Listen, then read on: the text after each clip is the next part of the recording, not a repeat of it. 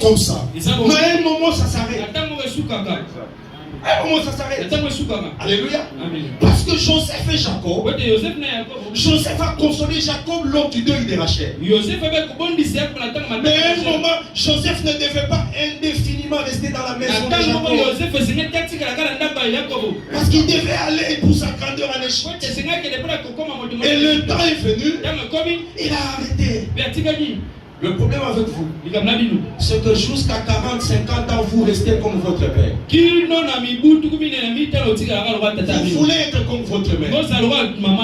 Et c'est pourquoi vous ne réussissez pas. C'est pourquoi vous n'accédez pas à des grandes dimensions. Parce que vous n'êtes pas vous. Vous êtes votre père. Tu as compris ça? Alléluia. Amen. Rapidement, nous allons. Là, je suis à la 6e clé. Et c'est ça là, les carrefours qui déterminent la marche de quelqu'un. Nous avons pris David pour nous en inspirer encore. David était un grand roi. En tout cas, l'un des plus grands, si pas les plus grands rois à l'époque de la royauté en Israël. Mais nous avons ici déterminé au moins 3 grands carrefours de David qui vont nous aider rapidement. Parce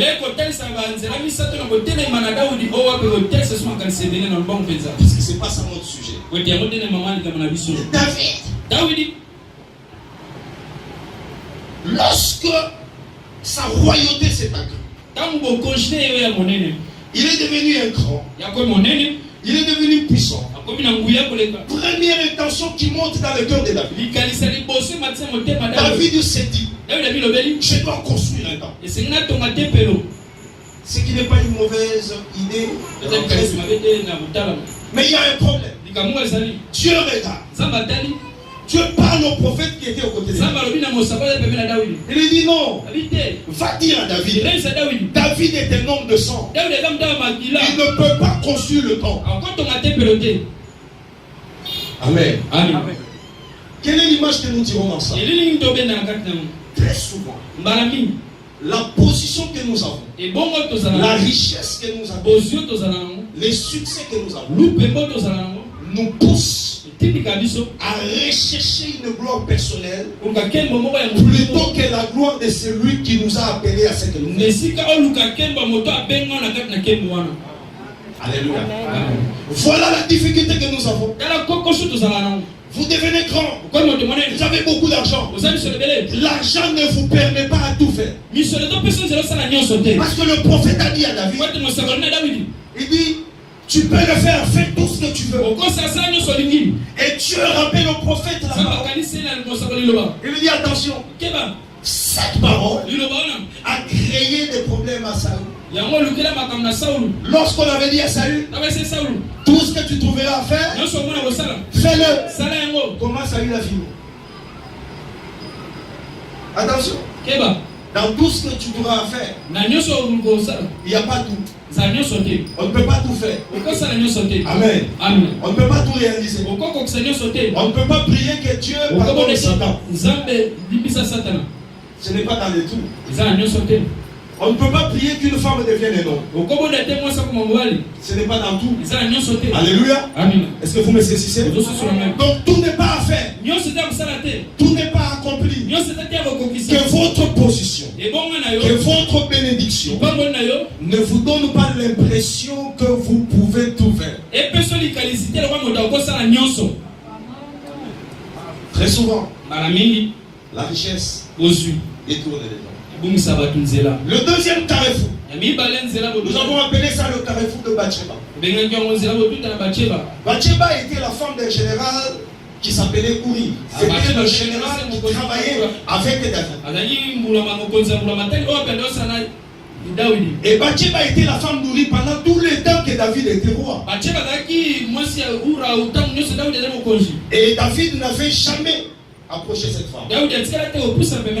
David n'avait jamais posé sa main sur cette femme. Jusqu'au jour où il a vaincu.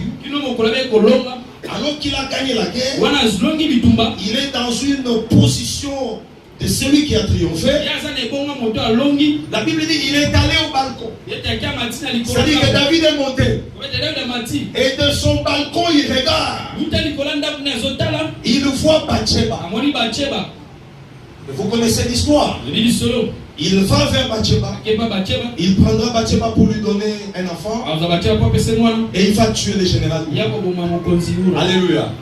Beaucoup ont prêché, continuent à prêcher ce passage en indexant l'adultère de David. C'est que nous condamnons. Amen. Mais je voudrais ici vous ramener un autre réveil qu'on a expliqué l'autre fois. C'est que est-ce que le fait que David soit monté au balcon pour voir est mauvais? Non. Le balcon c'est le signe de l'élévation, n'est-ce pas? Le balcon c'est le signe qu'il a été élevé à une hauteur. Est-ce que Dieu est contre l'élévation? Est-ce que Dieu est contre la bénédiction? D'ailleurs, un verset dit, mon serviteur sera élevé.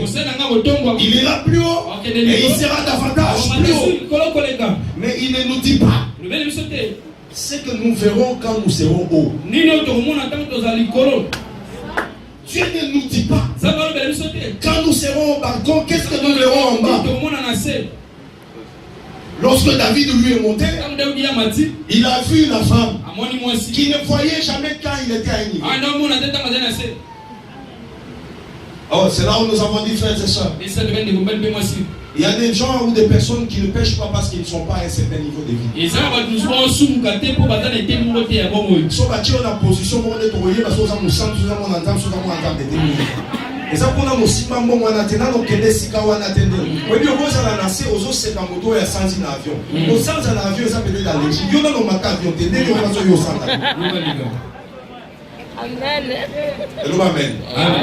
Ou à sans un avion. Non, c'est pas un problème. Il y a un mais tu n'es pas encore allé dans les hauteurs. C'est pourquoi, pour critiquer quelqu'un, il faut être dans la même division que lui. Parce que quand tu es dans la même division que lui, tu connais les exigences de la division. Nous sommes dans la mabouille. Nous sommes dans le Neymar.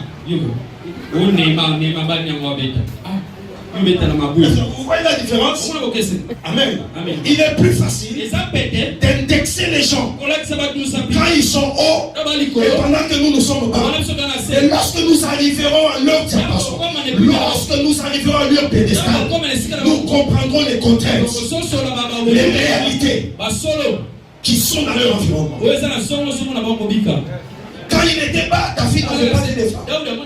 Mais quand il est monté, il a compris que plus haut un arbre monte, disent les enfants, plus il ressent des défenses. Quand tu es bas, tu ne sens pas la pression de la vie.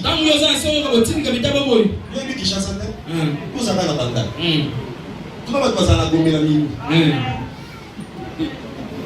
Vous avez facette pour soi qui chasse. C'est que c'est un carrefour dans la vie. Et dans cette année, nous avons dit, tu vas aussi affronter cela. Mais comment vas-tu te comporter? Alléluia. Mais nous avons dit aussi dans les carrefours de Bathsheba qu'il y a aussi un autre aspect qui nous attire. C'est celui de prendre la parcelle de l'autre ou le champ de l'autre. Quand tu es élevé, bien-aimé, n'utilise pas de ta position pour piétiner ceux qui sont plus bas ou faibles.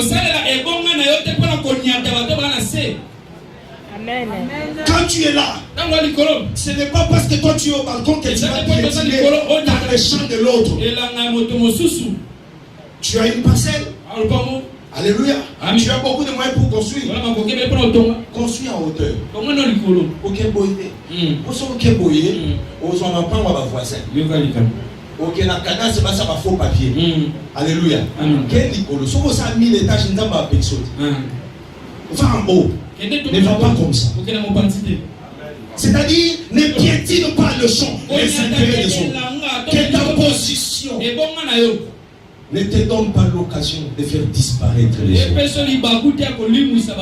savez, il y a un fait, surtout dans l'église du Seigneur, il y a un fait très déplorant.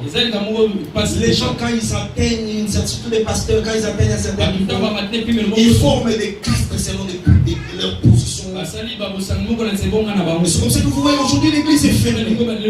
Et l'église est, je parle du corps de Christ, l'église est constituée en des castes, en des petits réseaux. C'est ça votre... Comment on appelle ça? Quand quelqu'un mort, on fait quoi? L'arrêt des morts. Vous signez votre propre arrêt des morts. Que votre position ne vous permette pas de marginaliser les autres. Ne vous permette pas de piétiner les autres. Alléluia. Amen. Alléluia. Amen. Sachez que ceux qui sont en bas, un jour, demain, ils monteront. Vous n'avez pas été posé là depuis votre naissance. Vous êtes venu du bas, vous êtes monté parce que vous êtes passé dans un cursus. Dieu vous a conduit dans un chemin. Vous avez connu les difficultés. Vous vous êtes battu. Aujourd'hui, vous êtes ce que vous êtes. C'est parce que Dieu est avec vous. Alléluia.